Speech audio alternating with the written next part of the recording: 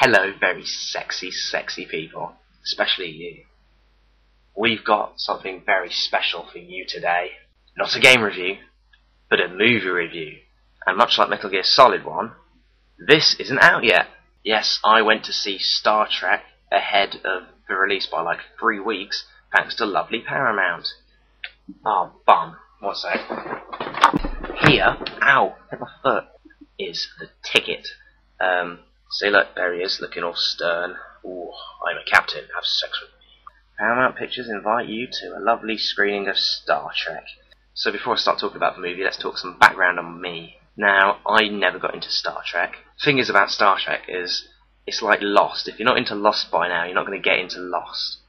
There's been about a bazillion series of Star Trek, and there's those big groups of Trekkies or Trekkers or whatever they want to be called, which is kind of alienate everyone else because you don't want to really get into something which there's a group of people walking around with stupid ears walking around going, ho ho ho ho. And so for those reasons I stayed away from Star Trek. However, this comes along, which is a complete rebranding of the entire franchise apparently. There you see he's got our new kind of sexy young love interest with his eyebrows of doom.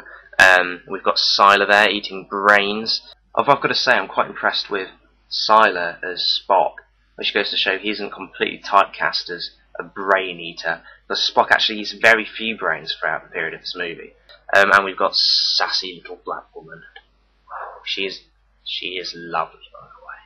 So, complete rebranding. Surely this one will stand up to expectations of newcomers to, joining on the franchise. So as someone who's never got into Star Trek, here's my opinion.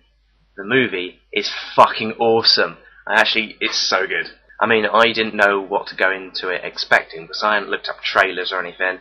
I just seen, I think one shot of a ship getting blown to hell and just thought, wow, that's pretty cool, let's go. See, look, that one there. That ship is screwed like a screw. I think it's mainly the directing of J.J. Abrams. There's definitely a kind of Cloverfield tint to the way some of the things swoosh around, and a very handheld look to the thing. But it just makes it so that when the captain's giving a death stare, it just looks that much more intense because it's like, I'll kill you. The movie is surprisingly funny. Now, if there's one thing I wasn't expecting it to be as funny, I thought it'd go down the kind of Batman route of we're cool now because we're going emo. It's really just having fun. It looks like it was loads of fun to make, it looks like it's loads of fun to be in, and it's loads of fun to watch, which is what counts. Just the mannerisms of people. I mean, Kirk, who, I'm not ssure if he's meant to be an unlikable character, I thought he was awesome. The way he's on his last legs due to some circumstances, staggering around, and there's still a hot chick there, and he's like, hey, beautiful! I just felt like going up to him and going, player! Yeah, boy. And of course then Scotty makes an appearance, who's Simon Peggedy Peg Peg Peg Peg Peg. Now Scotty is kind of the comic relief character, but you might expect him to be kind of like a dope, stupid-ass character. But he's really not. If anything, he just seems kind of like a slightly eccentric, but altogether more kind of grounded of everyone. I've got to say, half of the lines where everyone laughed out loud were from Scotty. Prepare to fire all weapons. I like this ship. It's exciting. I mean, Simon Pegg's Scottish accent wasn't groundbreaking in the art of acting. I never at any point did I think, oh my god, is Simon Pegg Scottish? So Scotty's there, flying the British flag, which is good, because I think there is one other British character in the entire movie. At least I think he's British, he sounded slightly British. And anyway, they're sent on a super duper mission to do something very important, and he just fucks it right up and just decides it'll be fucking awesome and just gets killed really incredibly horribly. Which he fucking deserved, if you ask me. So at least Scotty's there to fly the flag. And it would be good for the Pegmeister in America, because I know that it's good to be associated with this Star Trek movie, because it's a great movie. The special effects, man. Dude. The opening scene, I'm not sure whether I ejaculated a gallon worth of semen, or whether my head just exploded on everyone around me. And it was me being impressed. I mean, this could have been slightly to do with the fact that I was watching on a fucking ginormous screen. Surround sound threatening to burst my eardrums every time a massive orchestral track sounded in. But still, it was a friggin' experience. I'm going to be buying it on Blu-ray and seeing it in HD, because some of those scenes need to be seen in HD. The problem with restarting a franchise is, especially nowadays, you have to give it this dark grittiness. And especially with Batman Begins, they just had a load of wordy scenes. And even in The Dark Knight, they had some wordy scenes. and it always involved about, Bruce, you're the Batman. How will you ever cope? I'm a goddamn Batman. I'll cope. But will you, Bruce? Maybe not. Da-da-da-da, end of scene. Ridiculous. I was imagining long scenes of Spot going, but I'm not strong enough. My soul is just a black void. My blood runs black. My life is not worth living if my ears are at an angle over 40 degrees. But it was nothing like that. I mean, they had some character developing scenes, obviously, but I don't think they ever jumped over 10 minutes. There's never a slump of like half an hour where you're just sitting there going, oh, for fuck's sake, something happened.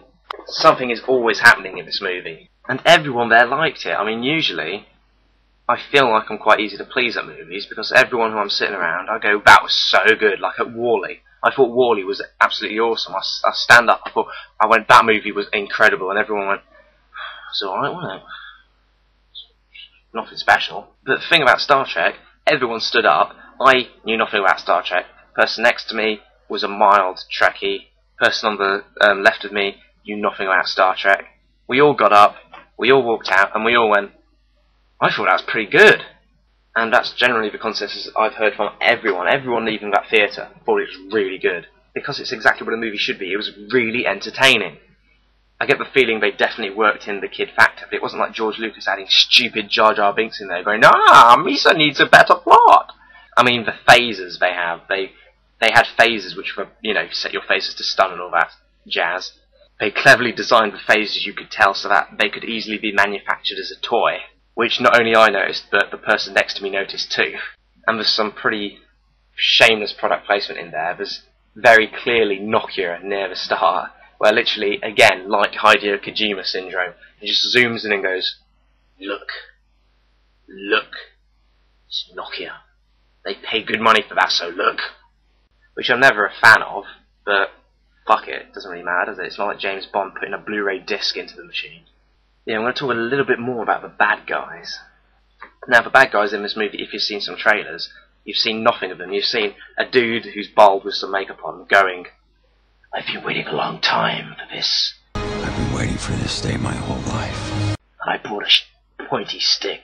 I will not allow you to lecture me. But you watch the movie and immediately they're fucking badass. In fact, the entire movie's surprisingly badass. I mean, the stick in question gets shoved through at least one person's head, and the fact that their ship is like a demon. We received a distress call.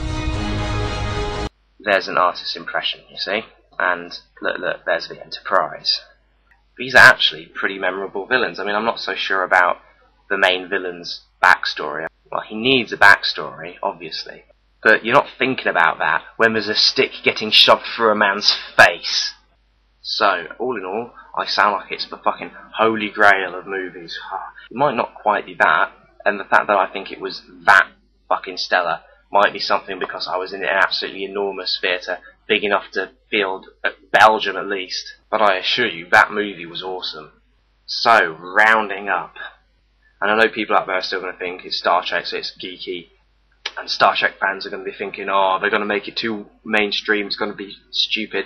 I can guarantee you, to the hardcore Trekkies out there, that this movie is made by Trekkie fans. You can tell. J.J. Abrams and Damon Lindelof are humongous Trekkie fans. And you can really tell that because basically they don't smash the old movies and go, none of that happened.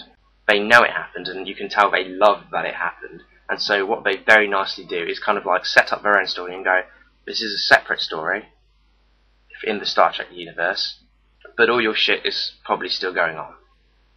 And that's good, because it means that newcomers can get a new story, and old fans don't feel like they've been raped up the bum. Don't know why I did the hand gesture with. So all in all, 12 out of 10, make love to the person in front of you, go to Spain, hire a goat, ride it around, get on a jet, fly to America, eat a burger, fly back, and marry a fireman on a boat in international waters. But start by seeing the movie. See you later.